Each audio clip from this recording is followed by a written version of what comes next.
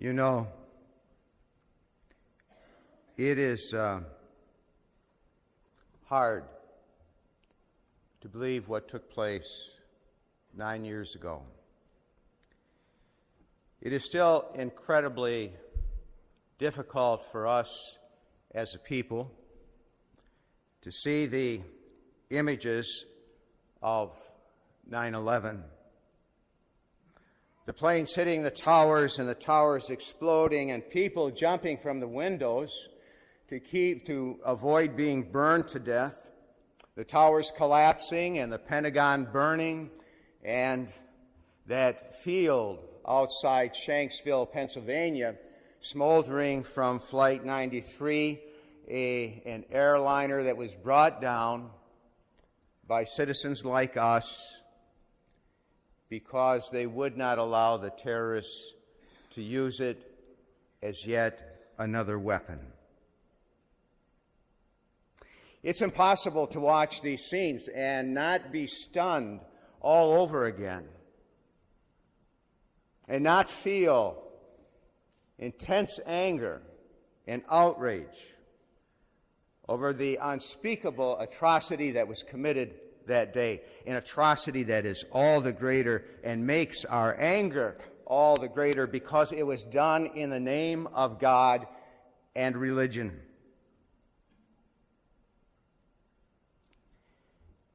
9/11 has left a terrible wound in our national soul.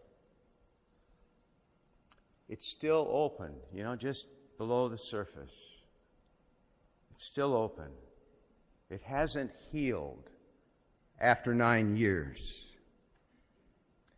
And the astonishing thing is that our leaders in this country don't have a clue as to how we feel about it. We see it in their reaction, to the proposed building of a mosque 2 blocks away from Ground Zero. A good number of our political leaders, from our president on down, defend the building of that mosque as a constitutionally guaranteed right to every American, namely freedom of religion. And the amazing thing is no one is challenging that. They're not denying that. But what they are saying is this, that sometimes, we can have a constitutionally guaranteed right and be wrong in exercising it. Let me give you an example. Pastor Jones in Florida. If he had decided to go ahead with the burning of the Koran, the Muslim holy book, would he have had a constitutional right to do that? Of course. Freedom of speech. But would it have been right? Of course not. It would have been wrong. Here's the thing.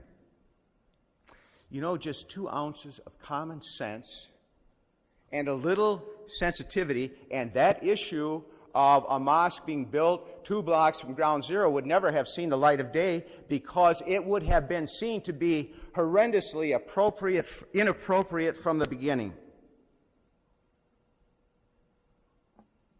Thursday, as I walked the field of flags,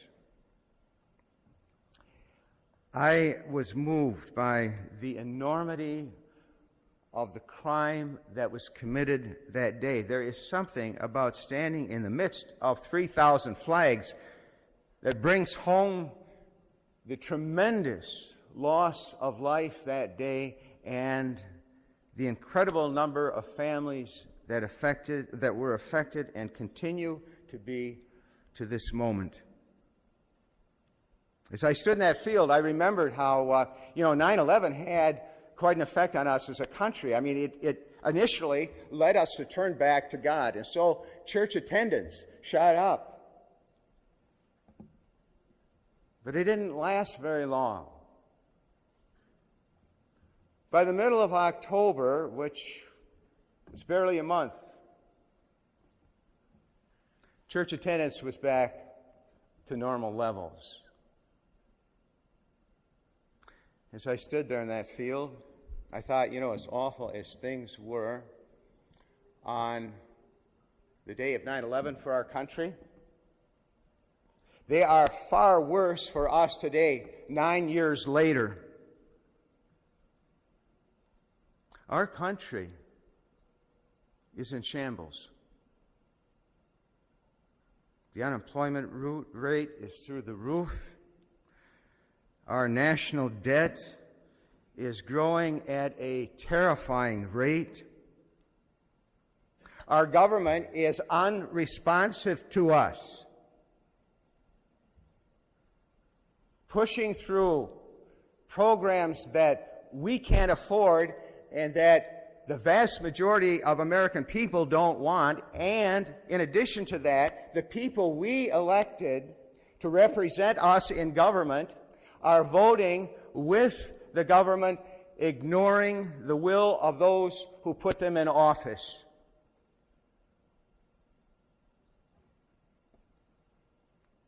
How did we ever get into this mess?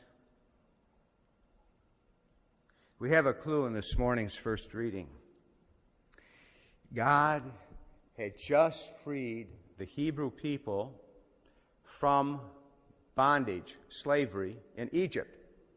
And He delivered them, and they were totally helpless. He delivered them from then the superpower in the ancient world, which was Egypt. They didn't stand a chance. But God intervened, and He brought His people out of Egypt. And they got to the Red Sea, and it looked like things were all over again because there was nothing they could do. There was no bridge, and Pharaoh's army was coming after them. And God miraculously separates the water, and He opens a pathway for His people. And they go through, and they're safe. And when Pharaoh's chariots come after them, the waters close, and the people find themselves on the other side and safe.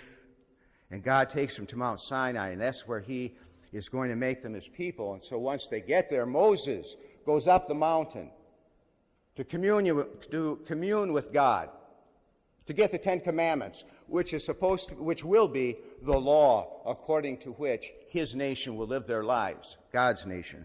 As Moses is up there, the people think that he's never going to come down because he's been there a while.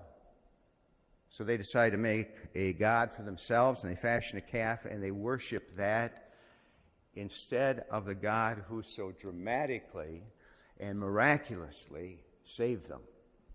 And that got them into trouble.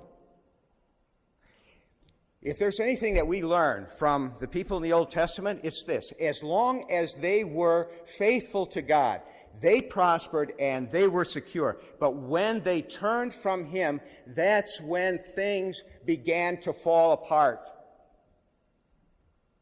Here's my point.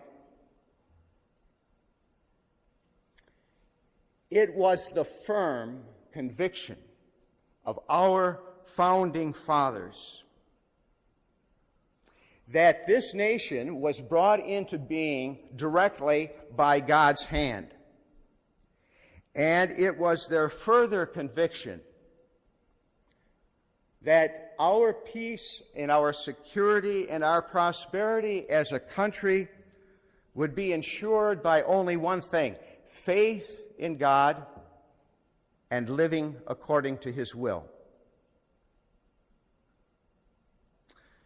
George Washington, our first president, put it this way. He said, "It is impossible to govern rightly without God and Bible. It is impossible to govern rightly without God and Bible."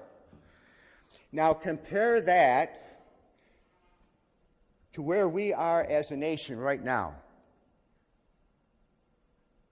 where in our public official life there can be no mention of God, no demonstration of faith, no prayer in our public schools. It has been declared unconstitutional. And I want you to think about that for a moment, because what that means is it has been declared unlawful. It's against the law. God has been outlawed in this country, which was founded by His hand. Do you think that might have something to do with the troubles we're facing?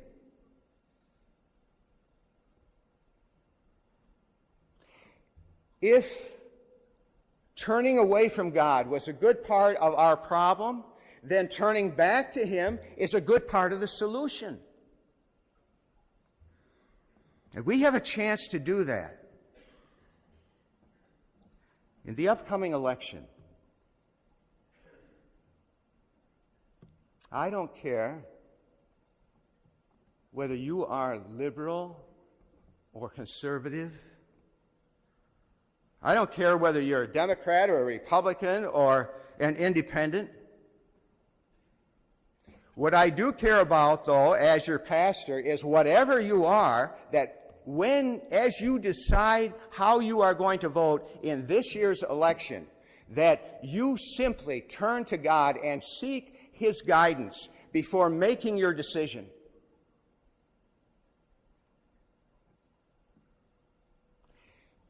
You know, we need to put God back into the election process. And if we do that, we will be just fine as a nation. I want to conclude my homily with the words of Noah Webster, the fellow who was responsible for our first dictionary. He lived at the time of the Revolutionary War. Here is what he writes when our nation was just days old. Very, very early part of our nation's history. And these words are directed to us as citizens. I want you to listen to them. He writes, "Let it be impressed on your minds as citizens that God commands you to choose for public office just men." That doesn't mean just men. It could be men and women. He's talking about just men who will rule out of faith and reverence for God. If you as citizens neglect your duty and you place unprincipled people in office, the government will soon be corrupted. If our government fails to provide public prosperity and happiness, it must be because you as citizens are neglecting God's command and you are electing bad men to public office to make and minister the laws of this nation. You know, those are